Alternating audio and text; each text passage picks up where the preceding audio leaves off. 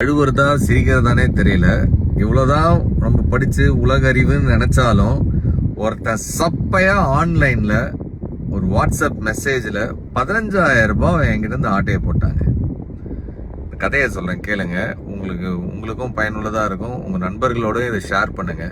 கோயம்புத்தூர்ல இருந்து எனக்கு தெரிஞ்ச ஒரு பெரிய ஹோட்டல் தொழிலதிபர் அவரு வாட்ஸ்அப்ல இருந்து எனக்கு ஒரு மெசேஜ் வருது, ஐ நீட் அ ஹெல்ப் அப்படின்னு. நான் வண்டி ஓட்டிட்டு இருந்தேன். அவர்கிட்ட இருந்து ஒரு மெசேஜ் ரொம்ப ரேரா வரும். அவர்கிட்ட இப்படி ஒரு மெசேஜா? நான் உடனே சார் என்ன சொல்லுங்க அப்படின்னு, ஒரு 15,000 ரூபாய் எனக்கு உடனே அனுப்பு அப்படின்னு ஒரு அடுத்த மெசேஜ்.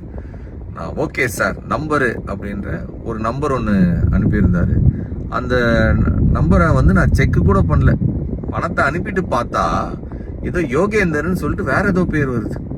அப்போதான் எனக்கு டவுட் வருது, சாரு நம்பர் இல்லாம வேற ஏதோ நம்பருக்கு அனுப்ப சொல்றாருன்னா ஒருவேளை இது ஸ்கேமா இருக்குமோன்னு நினைக்கிறதுக்குள்ள பணம் போச்சு.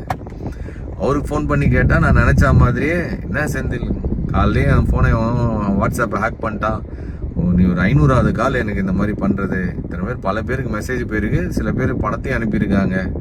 நான் ஏற்கனவே சைபர் கிரைம்ல கம்ப்ளைண்ட் பண்ணியிருக்கிறேன். 15,000 ரூபாய் எவனோ ஒருத்தன் குறுகுல பூந்து ஆட்டையை போட்டு போயிட்டானே.